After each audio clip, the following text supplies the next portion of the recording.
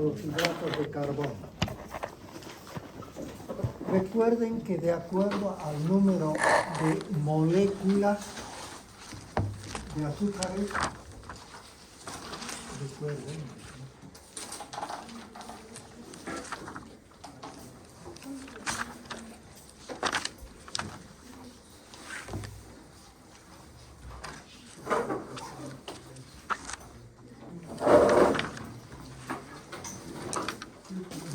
ahí vamos.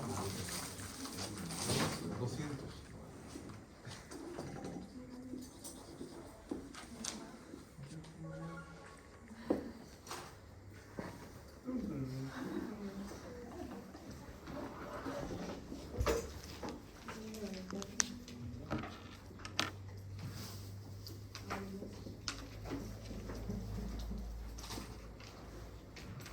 Tenemos a los monosacáridos, oligosacáridos y polisacáridos.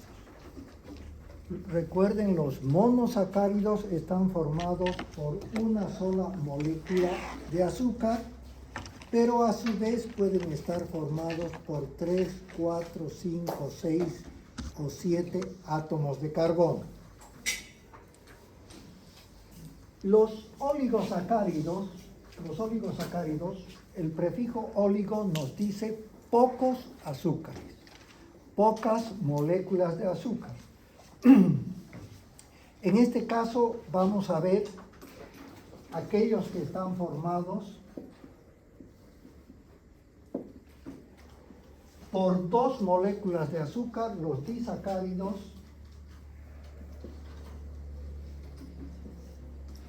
y los trisacáridos.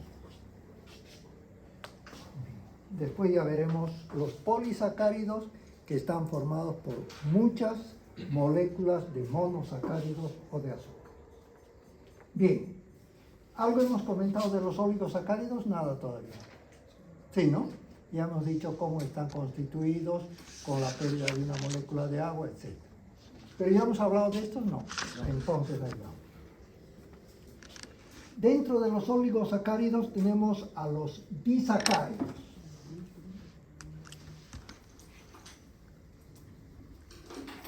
Tenemos a la sacarosa.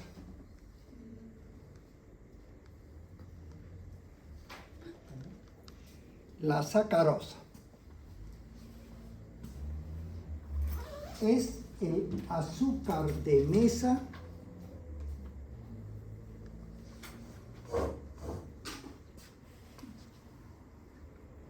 formado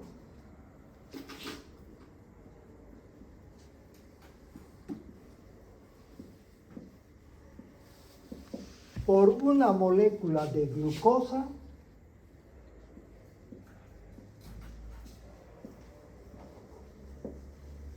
y una molécula de fructosa.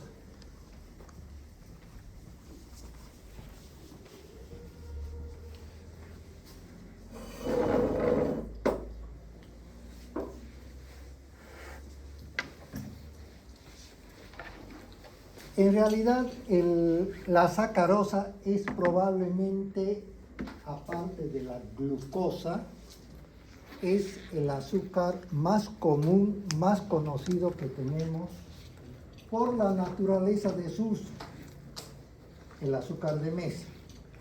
Se ha utilizado siempre, bueno, inicialmente era la miel, posteriormente ya se utilizó el azúcar como sacarosa ya un poquito más industrializado.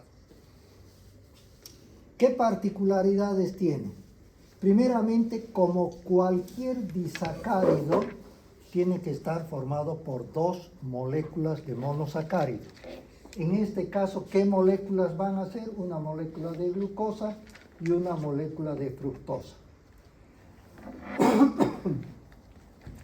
Es, si se quiere, todavía una de las variedades de azúcares que tiene mayor grado de absorción inmediata. Recuerden que el azúcar que tiene mayor capacidad de absorción inmediata es la glucosa, ¿sí? En este caso, dentro de los disacáridos, todavía la sacarosa se puede utilizar como acción inmediata. Es decir, si uno endulza cualquier alimento, cualquier sustancia con el azúcar de mesa, todavía podría ser asimilado de una manera más rápida. Bien. Otra variedad, la maltosa.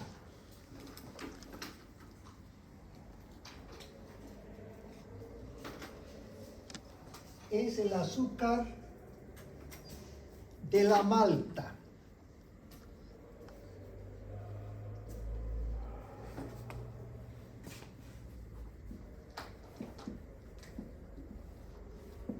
Está formado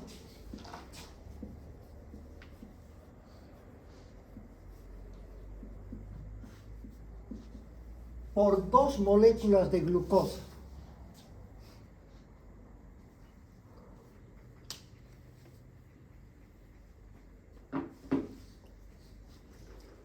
Está presente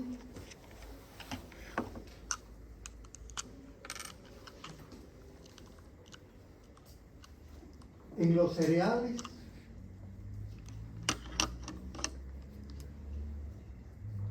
particularmente en la cebada.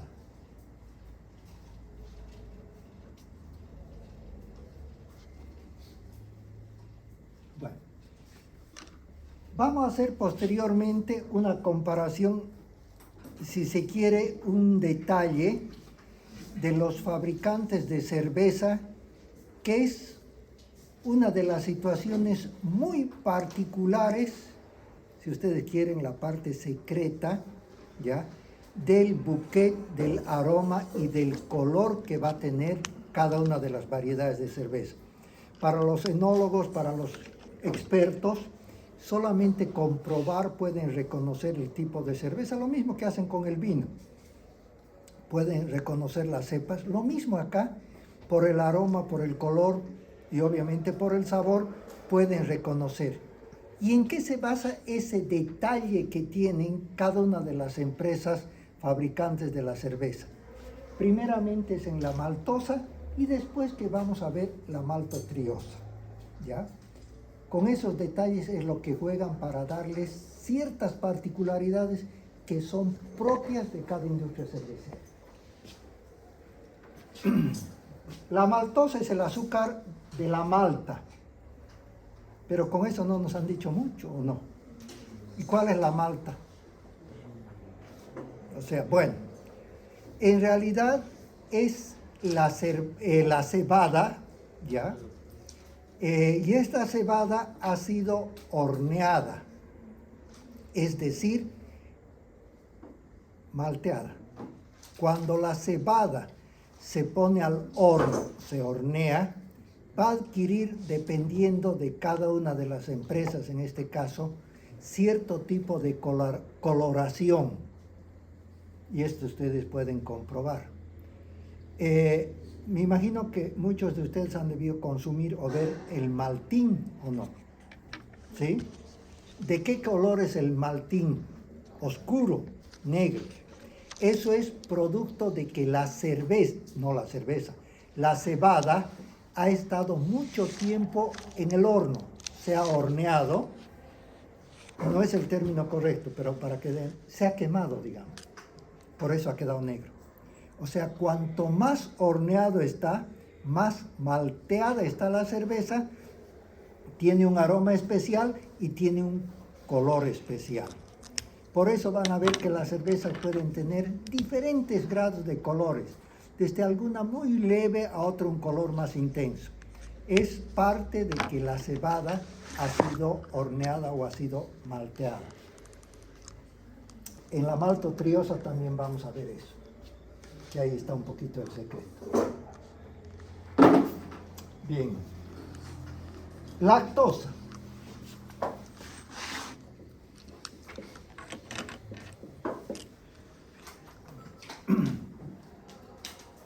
Es el azúcar de la leche de los mamíferos.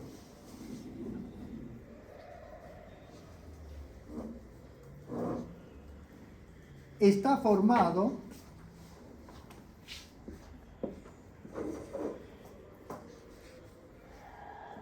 por una molécula de glucosa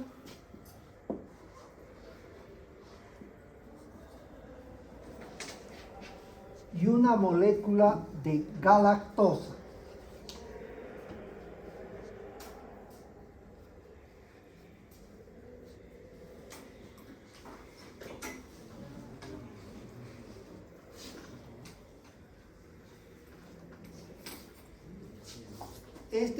Este producto es el responsable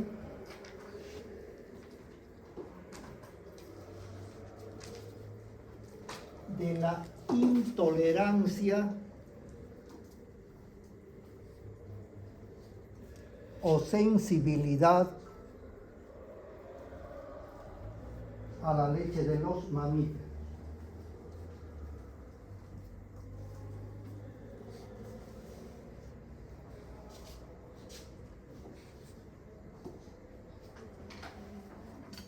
Fíjense que en todos los casos estamos mencionando cuáles son las unidades o moléculas de azúcar que van a formar, en este caso, los disacáridos. En el caso de la lactosa, una molécula de glucosa, una molécula de galactosa. Los dos son monosacáridos. Al unirse con la pérdida de una molécula de agua, van a formar la lactosa. Esta lactosa es la responsable de la intolerancia al azúcar, la intolerancia a la leche de los mamíferos.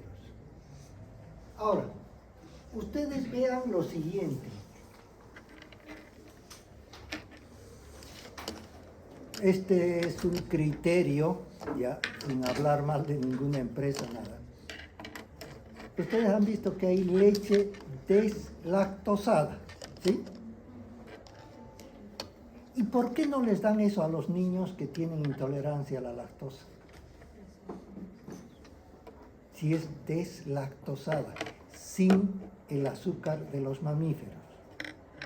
Pero ¿y por qué no se le da a un niño que tiene intolerancia? La intolerancia a la lactosa se manifiesta por el reflejo que habíamos comentado que se llama gastrocólico. ¿Qué quiere decir? Que el niño que puede tomar leche materna o leche de otros mamíferos, vaca, cabra, etc., toma la leche inmediatamente, gastrocólico. Toma y hace deposiciones, toma y hace deposiciones. Por lo tanto, deshidratación y desnutrición puede ocurrir rápidamente. La leche, pues, ¿qué se ha hecho? Supuestamente se le ha sacado el azúcar para hacer la leche deslactosada. Sin embargo, ningún pediatra, pregunten ustedes, va a dar a un niño la leche deslactosada. Probablemente el experto dirá, pero tengan que darles la leche de soya, que no tiene el azúcar que estamos comentando de la lactosa. Bien. Celobiosa. Celobiosa.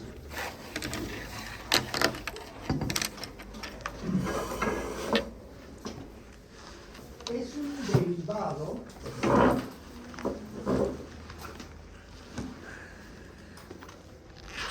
de un hidrato de carbono polisacárido estructural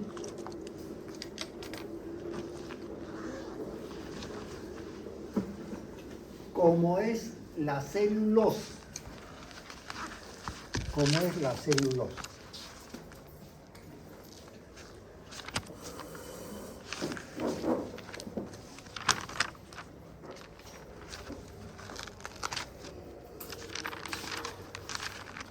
Esta celobiosa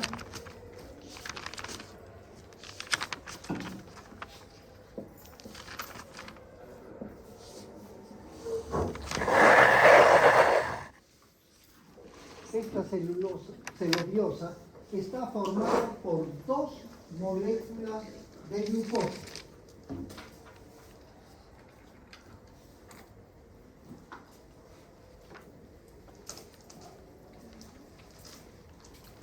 la ausencia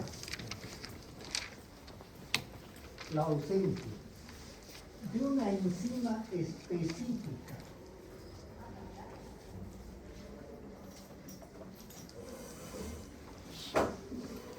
como es la celobiasa,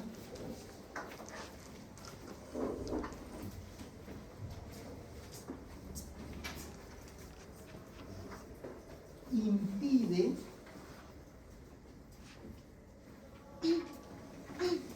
que pueda transformarse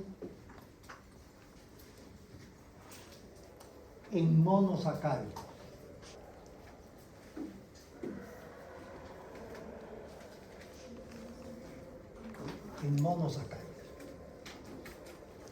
Fíjense que este caso es muy interesante, porque en realidad, si ustedes analizan, y lo que siempre hemos comentado, cualquier hidrato de carbono complejo formado por muchas unidades polisacáridos, cuando comienzan a degradarse poco a poco, tienen que llegar hasta glucosa, que es un monosacárido.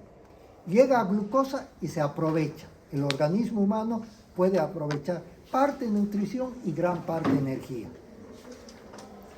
Pero tienen que llegar a transformarse hasta la etapa de monosacáridos glucosa. ¿Qué pasa con la celobiosa? La celobiosa es un disacárido formado por dos monosacáridos que son glucosa. ¿De dónde viene esta celobiosa? Viene de un polisacárido estructural, la celulosa, que es la responsable del barniz, la responsable de las prendas de algodón. El algodón es celulosa, ¿ya? La cáscara de muchas frutas, legumbres, hortalizas, como es por ejemplo del tomate. Esa cáscara del tomate es celulosa. Entonces esa celulosa comienza a degradarse hasta disacárido, hasta celobiosa. El organismo humano no tiene la enzima para desdoblar hasta monosacáridos. ¿Qué enzima nos falta a nosotros? La enzima que se llama celobiasa. Si tuviéramos esa enzima, con todo lo que llamamos fibra, la fibra es gran parte celulosa, todo eso nos serviría como energético y nutricional. Nos falta una enzima que es la celobiasa, ¿ya? En cambio, los mamíferos, su principal alimento es la celulosa. Los herbívoros, cuando comen pasto, cualquier sustancia vegetal, están consumiendo celulosa. Y esa celulosa que consumen se va a degradar hasta glucosa y aprovechan como nutrición y energía. Nosotros no podemos hacer eso. A nosotros la celulosa, o si ustedes quieren hasta el estado de celobiasa, nos sirve solamente como fibra. No nos sirve de nutrición, no nos sirve de alimento, ni de energía. Bien. ¿Cuál nos falta? Trealosa.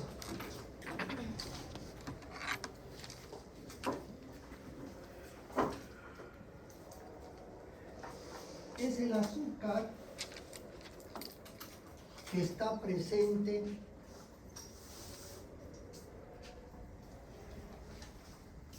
en los hongos. En los hongos.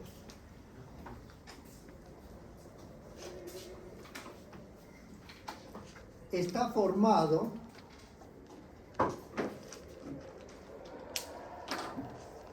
por dos moléculas de glucosa.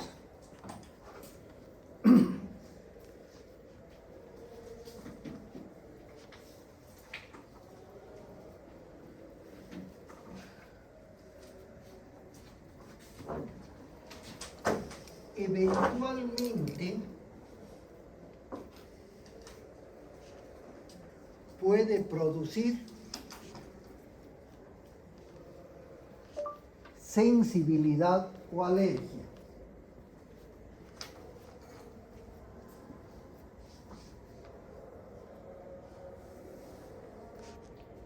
Se conoce con el nombre de intolerancia a la trealosa.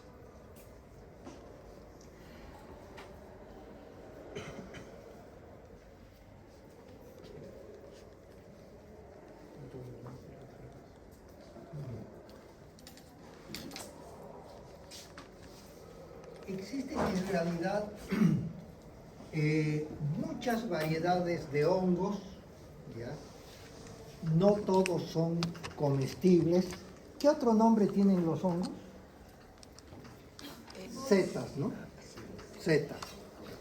De toda la variedad de hongos, en realidad una de ellas sería comestible. No todas las demás son venenosas, pero sí hay algunas que son bastante venenosas, que en algún caso por la sensibilidad puede llegar a producir la muerte. No sé si han visto, es una clasificación muy sencilla: Basidiomycetes, Ascomycetes, Deuteromycetes, Fungi imperfecti, diferentes variedades. Pero hay una variedad de hongos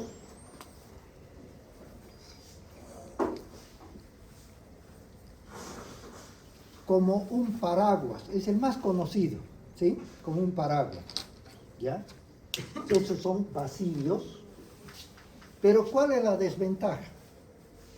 Que el hongo que es más venenoso es exactamente igual, la misma estructura. Por eso que para los que no son expertos, la recolección de hongos hay que tener cuidado.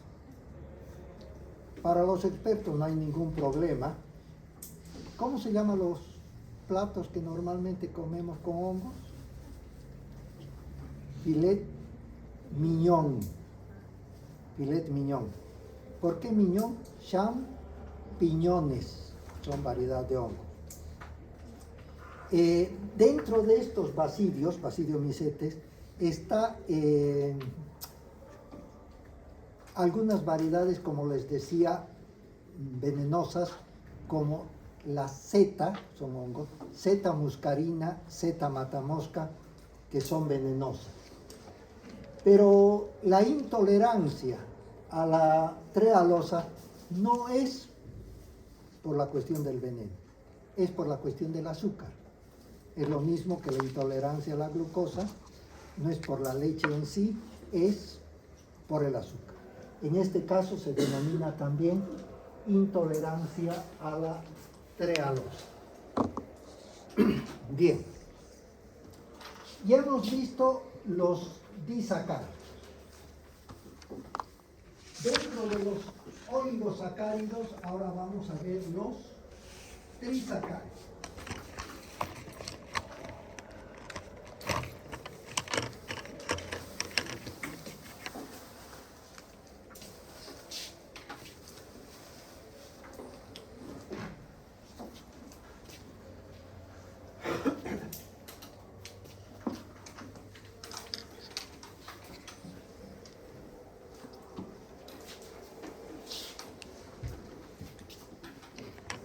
Los trisacáridos son hidratos de carbono formados por 3 moléculas de azúcares.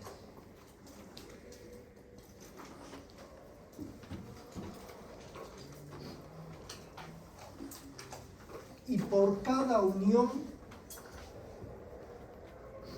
se pierde una molécula de agua.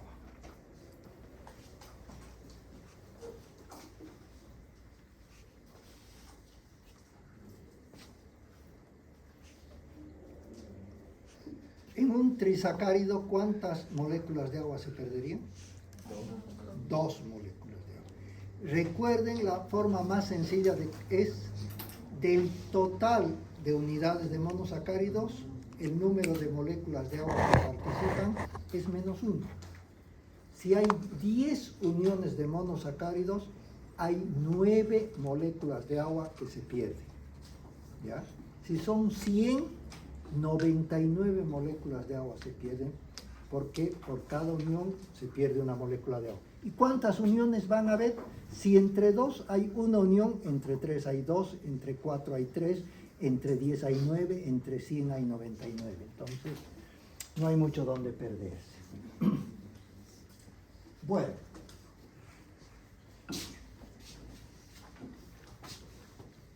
¿Cuál sería una fórmula de un trisacárido formado por hexosas?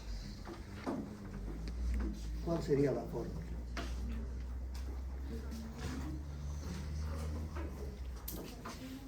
¿Cuál sería? Hemos mencionado que está formado por 3 monosacáridos hexosas, ¿sí?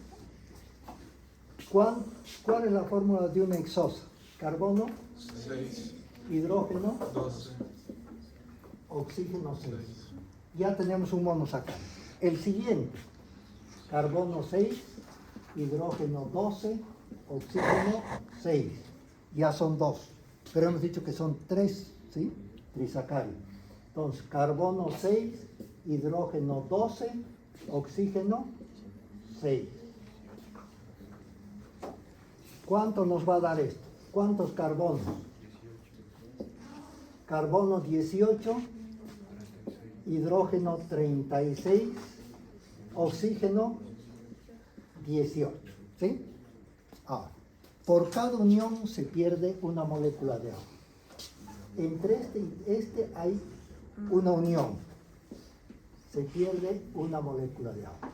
Entre este monosacárido y este otro monosacárido hay una unión, se pierde una molécula de agua. Entonces, perdemos 2 moléculas de agua. En esas 2 moléculas de agua, ¿cuántos hidrógenos se pierden? 4. Entonces, hidrógeno menos 4. ¿Cuántos oxígenos se pierden? 2. Entonces, oxígeno menos 2. ¿Cuál sería entonces la fórmula molecular de un trisacárido? Carbono 18, hidrógeno 32, oxígeno 16, correcto. Esa es la forma más sencilla de sacar y no confundirse. Si les dijéramos tetrasacáridos, pentasacáridos, que no hay mucho, lo mismo tienen que hacer. Para hacerlo más sencillo así. Un trisacárido de triosas. ¿Cuál sería la fórmula?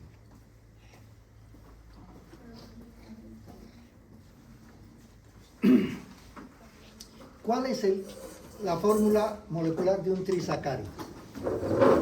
Carbono, 3, hidrógeno, 6, oxígeno. 3. Como es trisacárido formado por 3 moléculas de monosacáridos triosas, carbono 3, hidrógeno 6, oxígeno 3. Y como son trisacáridos, carbono 3, hidrógeno 6, oxígeno 3. Acá se pierde igualmente una molécula de agua, acá se pierde otra molécula de agua.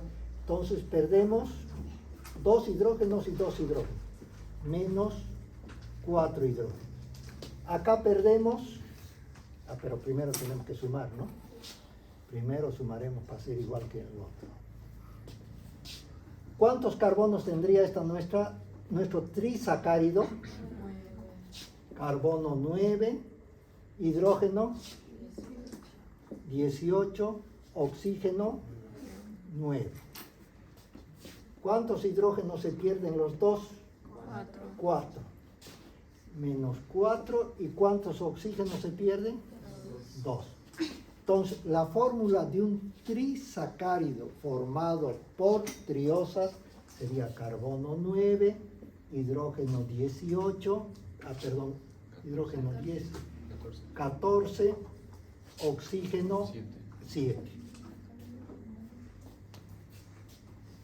¿Está más o menos claro? A ver. Me van a decir qué es esto.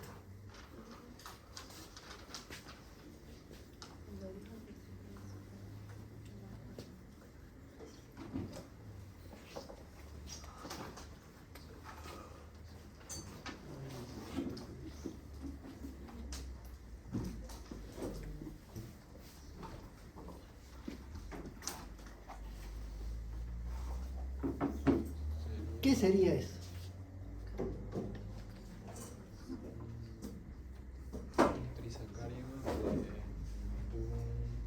¿Trisacárido? Trisacárido de diosa, formado por 3 diosas.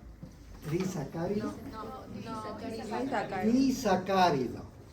Si fuera un monosacárido, sería carbono 6, hidrógeno 12, oxígeno 6. Pero acá, ¿qué falta para hacer esto? Una molécula de agua. Entonces, en este caso es un disacárido, no disacárido, formado por triosa. 2 triosas, carbono 6. Hidrógeno 12, pero como hay un enlace con la P de una molécula de agua, tenemos menos 2 hidrógenos menos 1 oxígeno. Pero está bien.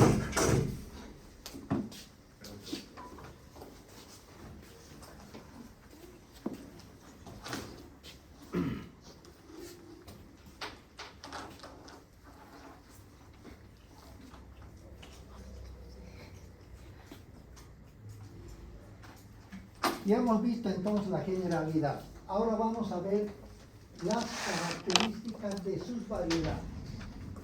Rafinosa.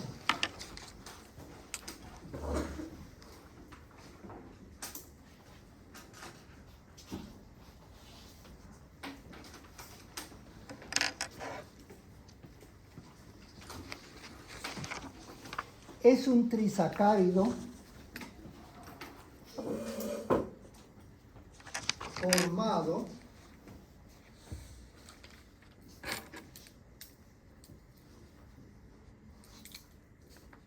por 3 moléculas de glucosa.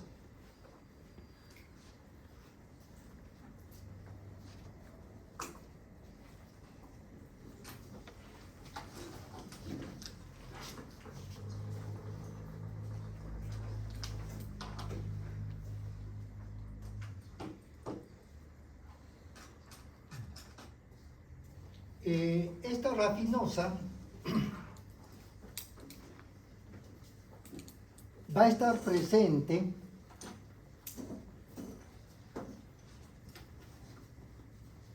en estructuras gomosas,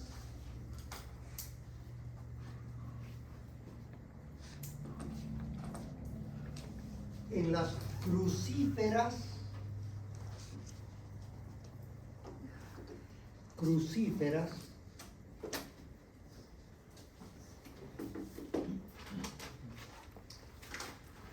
no tienen demasiado poder edulcorante.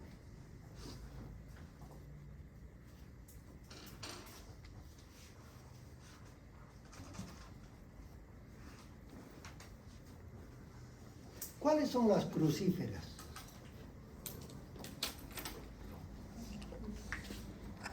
El repollo, ¿qué otro nombre llaman al repollo? Col, ¿no? El repollo. ¿Cuál es más? La lechuga. El brócoli. El brócoli. Y el arbolito, bueno, llaman, mal llamado el brócoli, llaman arbolito verde. Y el arbolito blanco, Coliflor. coliflor.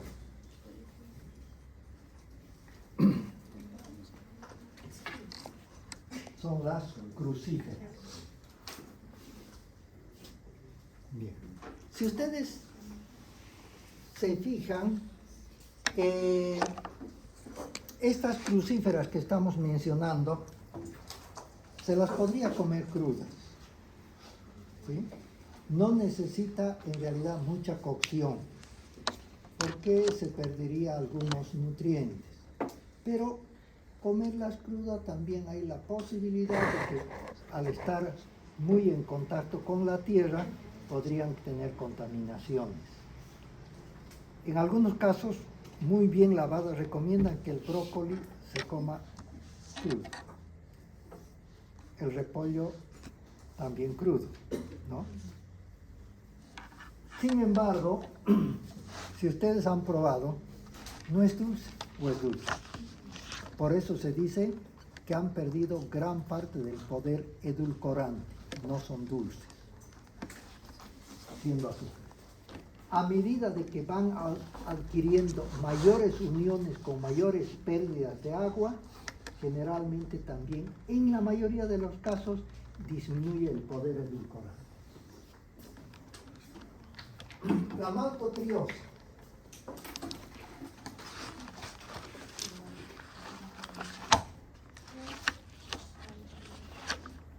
Es el azúcar de la malta formado por una glucosa, una fructosa, una galactosa.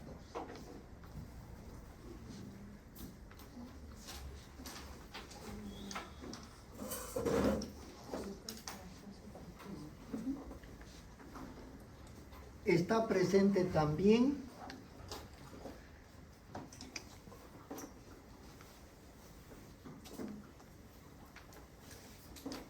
en la celulosa,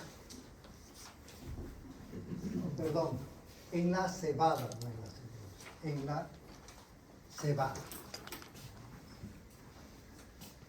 Esto es lo que les decía que a veces juegan, ¿ya?, las empresas cerveceras, porque por más de que sean triosas, por 3 moléculas, no dejan que una parte de las 3, ¿ya?, por ejemplo, glucosa, fructosa, galactosa, no dejan que estas 3 se lleguen a formar monosacáridos, que se separe y se separe.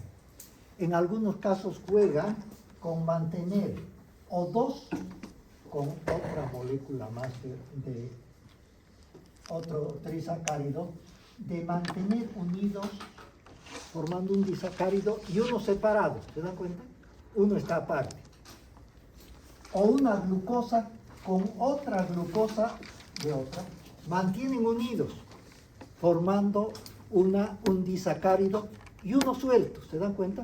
Un disacárido y uno suelto.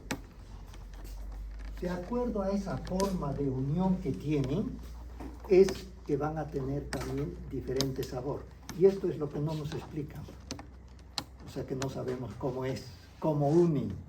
Sabemos en la teoría, pero cuánto le ponen, eso es para ponerle un bouquet, un aroma diferente, para darle parte del color. ¿Cuánto tiempo tienen que hornear? Lo pueden hornear por separado, lo pueden hornear junto. Esos son, si se quiere, los detalles que los maestros cerveceros conocen. Bueno, ya hemos visto los trisacáridos. Viendo los trisacáridos, hemos concluido lo que son los oligosacáridos. Ahora nos tocaría ver los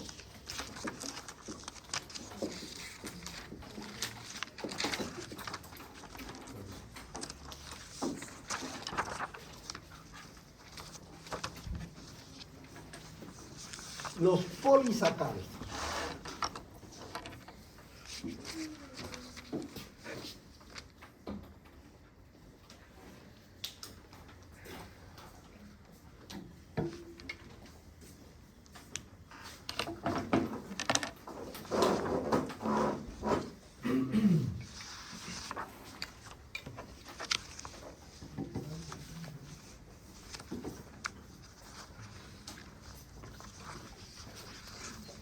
Bien.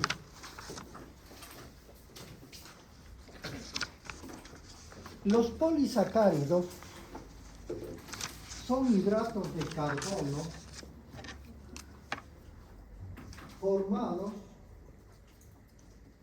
por muchas moléculas de azúcares y por cada unión se pierde una molécula de agua.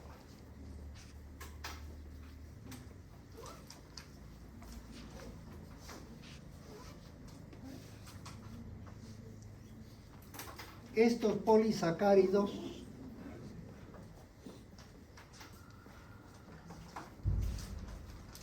han perdido generalmente su poder edulcorante.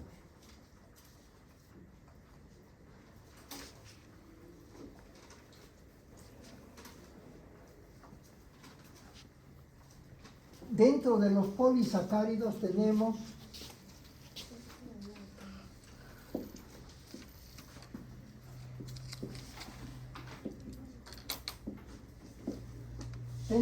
polisacáridos de origen animal y polisacáridos de origen vegetal.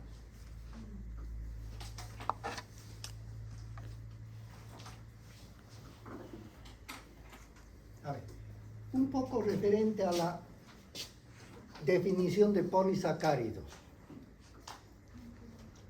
Acuérdense que los polisacáridos son hidratos de carbono formados por muchas moléculas de monosacáridos que han perdido el poder edulcorante, la mayoría. ¿Qué quiere decir? Que no son dulces. ¿Pero hay alguno que es dulce o no?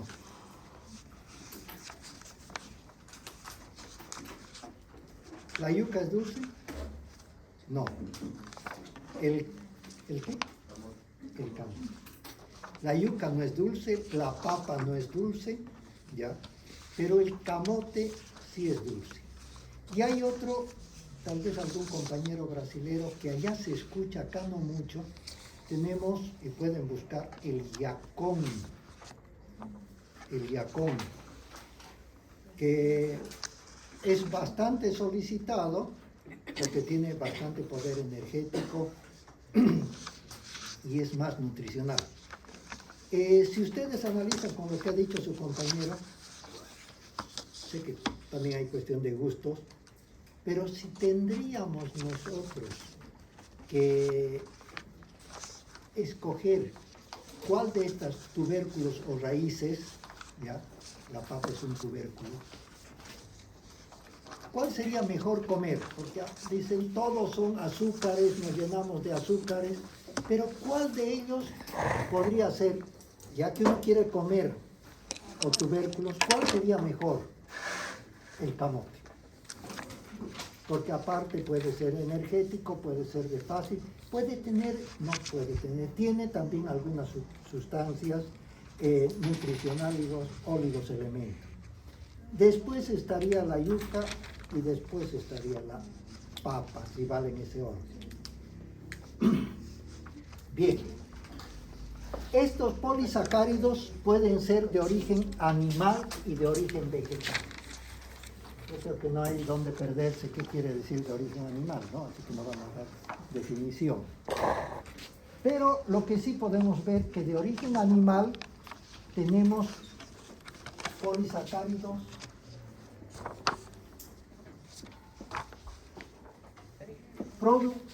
polisacáridos de origen animal estructurales o polisacáridos de origen animal de reserva.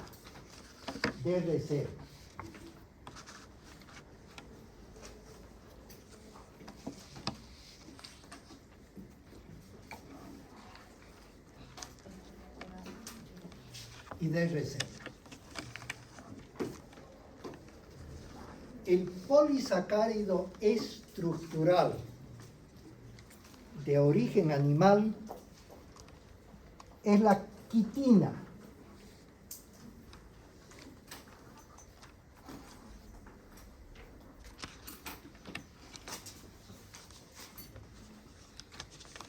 Que está presente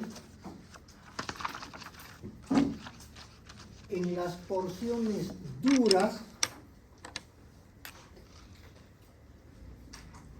de artrópodos insectos, eventualmente moluscos y quelonios.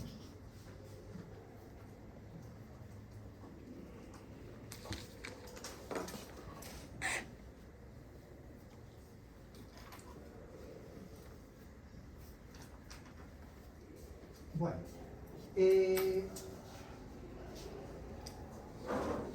me imagino que han escuchado alguna vez, escuchado sobre el LSD.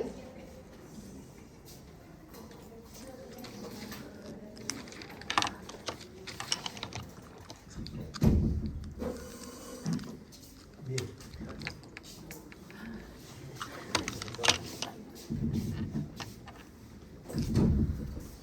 Bueno, y con esto hemos concluido la clase.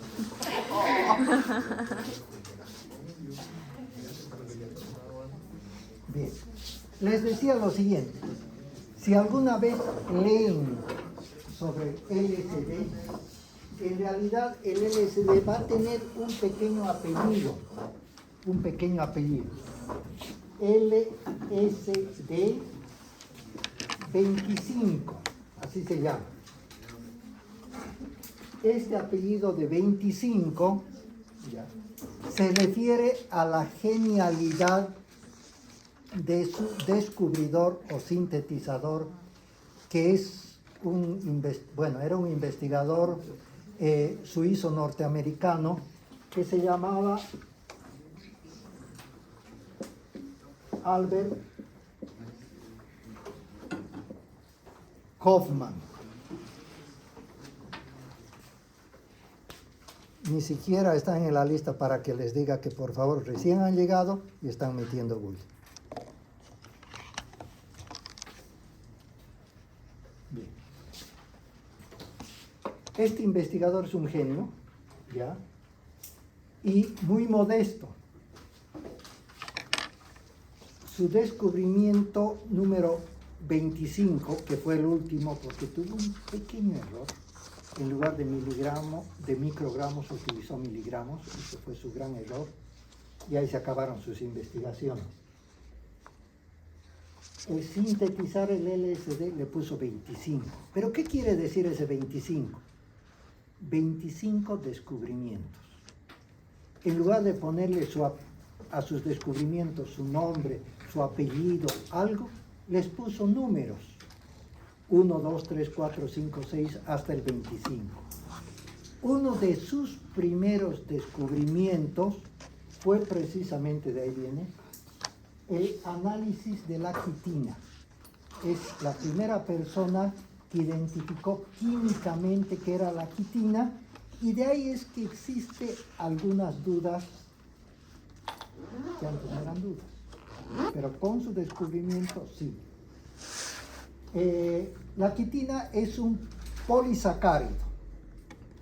Es estructural, porque ahí tienen por qué es estructural, porque forma, valga la redundancia, la estructura de algunos artrópodos, de los, ¿qué son los quelonios? Las tortugas. Las tortugas tienen una porción dura, ¿sí? Entonces, esa porción dura de los artrópodos, de los insectos, de los quelonios, es decir, parte de la caparazón. Y ahí viene la duda. Se decía que también acá había un componente, bueno, de los moluscos. ¿Cuáles son los moluscos? Caracoles. Esa porción dura también. Pero lo que me refería en los quelonios, ya hubo la duda una vez que presentó de que sí era muy importante la cantidad de quitina que había en el caparazón de las petas de las tortugas. Ya él hizo las primeras objeciones. Antes se decía que los quelonios, o sea, toda la parte dura de las tortugas, era quitina. Era un polisacárido, no se sabía. Pero él relacionó de que no sería en su totalidad, sino parcialmente simplemente esta quitina. Ese sería un ejemplo de un polisacárido estructural de origen animal. Siguiendo con los polisacáridos de origen animal, pero ya no estructural, sino de reserva. Pueden ser estructurales y de reserva. Constituye el glucógeno.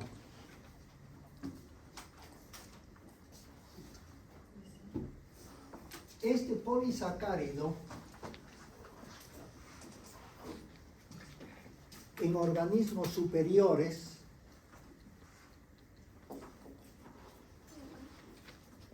se almacena principalmente, ¿dónde se almacena? En el hígado.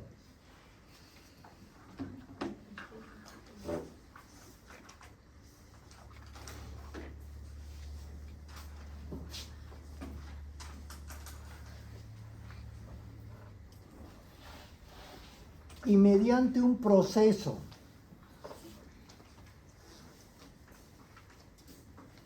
glucogenólisis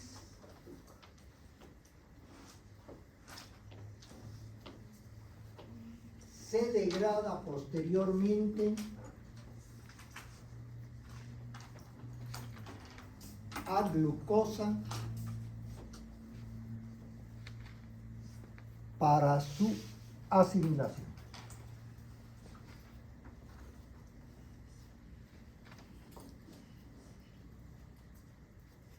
Bueno, y acá viene ya toda la polémica, ¿ya? En el sentido de que el depósito inicialmente de azúcares en el hígado no estaría solamente por los hidratos de carbono. Ese depósito en el hígado estaría dado también por las grasas. Si ustedes analizan los triacilgliceroles o el glicerol, van a mencionarles que también están los hidratos de carbono. Uno dice, triacilgliceroles son las grasas, sí, pero de origen también de los hidratos de carbono. El exceso de hidratos de carbono que se depositan en el hígado parte como glucógeno, pero también está como grasa, se deposita como grasa. Por eso que alguna vez alguien podría decir, por eso ya empieza lo que antes no se tomaba en cuenta, puede decir, ¿cómo es posible que yo tenga colesterol elevado y triglicéridos elevados si no consumo grasa? ¿Cómo puedo tener triglicéridos elevados si no consumo grasa? ¿Pero qué es lo que consume? Hidratos de carbono en exceso. Se deposita en el hígado y se almacena como grasa. Entonces de ahí viene. A veces puede haber, y eso es importante que tomen en cuenta, porque les pueden decir, ¿cómo es que uno puede tener tanto triglicéridos si no consume grasa? ¿Ya? Pero es precisamente por ese depósito. Si ustedes recuerdan, habíamos comentado de la lebulosa. ¿Se acuerdan? El azúcar invertido, el azúcar de la fructosa, el azúcar de las frutas, que normalmente no elevaban el nivel de glicemia. Cuando ingresaban adentro de la célula, no elevaban el nivel de glicemia. ¿Por qué no elevaban? Porque directamente, al ser azúcar invertida, se iba directamente como depósito al hígado y no aumentaba la cantidad de glucosa en sangre. Una maravilla.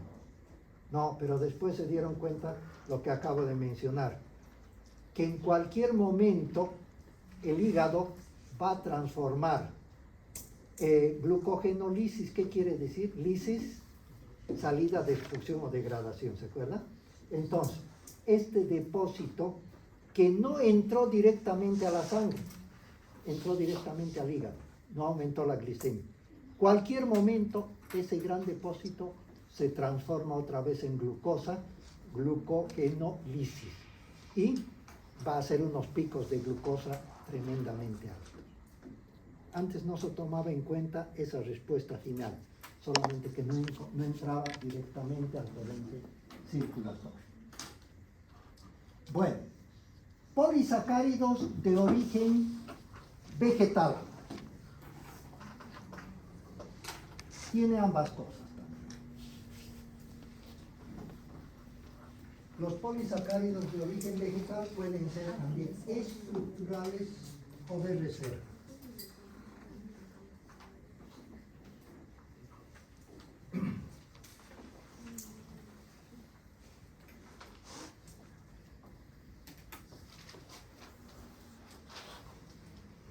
Estructurales. La celulosa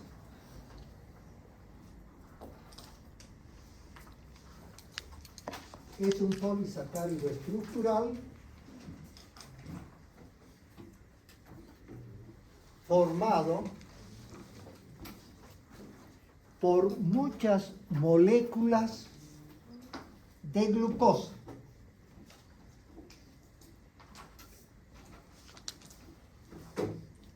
Se encuentra principalmente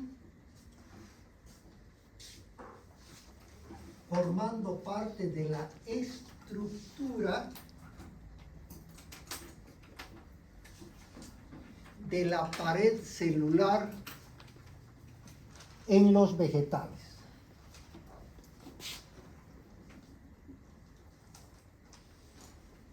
Se identifica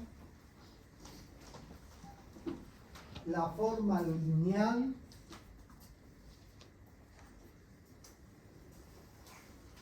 como amilosa y la forma ramificada como amilopectina.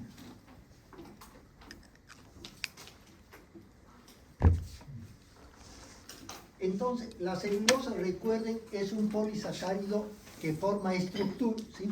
A mí lo quedo.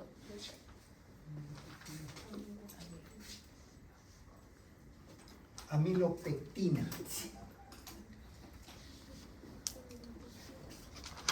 En realidad, esta celulosa es el componente vegetal más abundante en la naturaleza. No hay más abundante que la celulosa. Si ustedes se imaginan, cualquier célula de vegetal, ya se pueden imaginar, de la raíz, tallo, hoja, flor, fruto, cualquier célula va a tener, igual que cualquier célula superior, una membrana plasmática que para los animales es la estructura más externa, pero para los vegetales, por fuera de la membrana plasmática, tienen una estructura rígida que es la pared celular. Esta pared celular va a estar, en realidad tiene 3 capas, pero el componente más importante de la pared celular es la celulosa. Esta celulosa, ya les comentaba, el organismo humano no tiene la capacidad de degradar hasta el estado de glucosa. Por lo tanto, el consumir celulosa nos puede servir solamente como fibra, pero ni energía ni nutrición, nada. En cambio, para los rumiantes, mamíferos rumiantes, es su principal alimento. Para todos los herbívoros, en la mayoría, su principal alimento. ¿Hasta dónde puede degradar normalmente el organismo humano? Reitero, sería hasta celobiosa, ¿se acuerdan? Hasta un disacárido. De ahí al monosacárido, para que aprovechemos, no tenemos la enzima. Bien. ¿Dónde vamos a encontrar también esta celulosa, si ustedes quieren? Les decía, podemos encontrar en la ropa de algodón, en el barniz, podemos encontrar inclusive en armas de fuego, ¿ya? Parte de la nitrocelulosa, ¿ya? Puede estar también, o está, mejor dicho, presente. ¿Qué quiere decir amilosa y amilopectina? Son las formas en que normalmente se presenta la celulosa y que de alguna manera pueden facilitar un poquito más su metabolismo hasta cierta parte, para nosotros hasta cierta parte, pero para el ganado puede ser hasta formar llegado el momento glucosa. La amilosa es una estructura lineal de más fácil absorción. Más se podría aprovechar, o más fácilmente se podría aprovechar la amilosa que la amilopectina, que tiene esa forma arborizante, ramificada. Este es el ejemplo. Ay, también hay otro ejemplo, no está por acá. Estructural.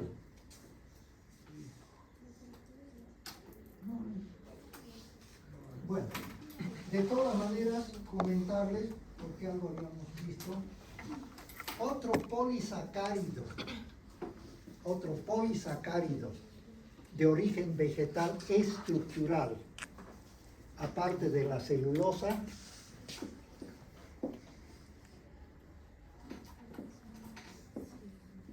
¿se acuerdan? El silano. ¿Y por qué es estructural? De origen vegetal, sí, ya estamos en eso. Pero ¿por qué es estructural? Porque, valga la redundancia, forma la estructura de la madera. ¿Se acuerdan? De la madera. Una silosa más silosa, que son pentosas. Silosa más silosa más silosa más silosa, ¿qué va a formar? Silano. ¿Y qué es el silano? Principal componente de la madera. Por eso que es estructura. Ahora, polisacárido, lo mismo que en el otro caso de los animales, polisacárido de origen vegetal, pero ya no es estructural, de reserva. De reserva. ¿Cuál va a ser? El almidón.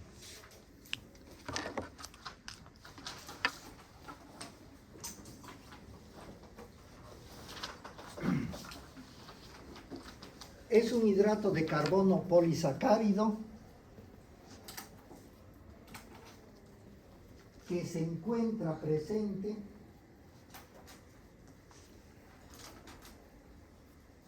como depósito o almacenamiento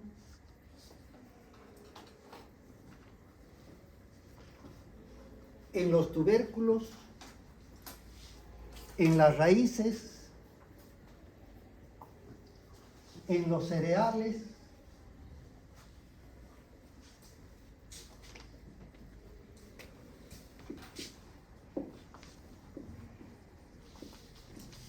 en los rizomas,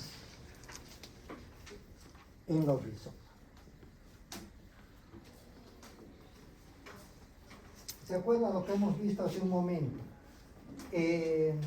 Tenemos polisacáridos de reserva en los organismos animales. El polisacárido de reserva es el glucógeno. Se encuentra en el hígado, también se encuentra en los músculos. Lo mismo tienen los vegetales, polisacáridos de reserva. ¿Dónde tienen sus hidratos de carbono los vegetales? En las raíces, como la yuca, por ejemplo, se llama el almidón. Está presente también en los cereales, ¿ya? Los cereales tienen esa porción de hidratos de carbono muy importante, por eso se dice que los cereales también, pues, engordarían, ¿no? No sería tan... Cebada, trigo, centeno, todos esos. Y también estaría el término un poquito más raro, el rizoma. A veces nos puede llamar la atención que cuando crece una planta de banana, plátano, guineo, gualele, cualquiera de los nombres, el nombre científico es Musa paradisiaca, ¿ya? Cualquiera de esos nombres, tiene la misma estructura. Una planta con un tallo que parece leñoso, pero no es, más bien tiene bastante líquido, que tiene un solo racimo por lo general por planta, y una vez que se corta el racimo, hay que cortar la planta. Esa planta no sirve para nada, no vuelve a dar otro racimo, más bien esa planta perjudica, porque se van a fijar cuando hay una planta, ¿ya?,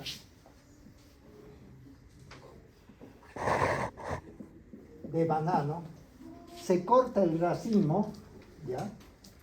Pero a medida de que crece una planta principal, comienzan a crecer alrededor unas pequeñas plantitas, ¿ya? Entonces, cuando se corta esto, esta planta ya no sirve, más bien perjudica, porque no va a dar fruto y va a quitar nutrientes a estas plantitas pequeñas. Entonces, ¿qué se hace? Aparte de esto, hay que cortar el tallo para que no dé, porque no vuelve a dar más, y con eso favorece estas plantitas. Pero ¿de dónde salen estas plantitas?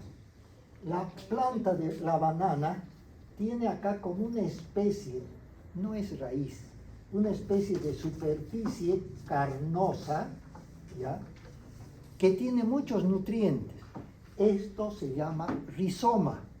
A partir del rizoma es que crecen las plántulas nuevas. Generalmente cuando comienzan a crecer hay que ver cuál es la más robusta, la mejor plantita, la que está más desarrollada, y las otras, para que no le quiten mucho espacio nutricional, se las deja desarrollar. Siempre hay que dejar alguna que otra plantita, porque cuando esta nueva planta crezca de racimo, se corta y las otras sigan produciendo. Bien. Con esto hemos visto los hidratos de carbono.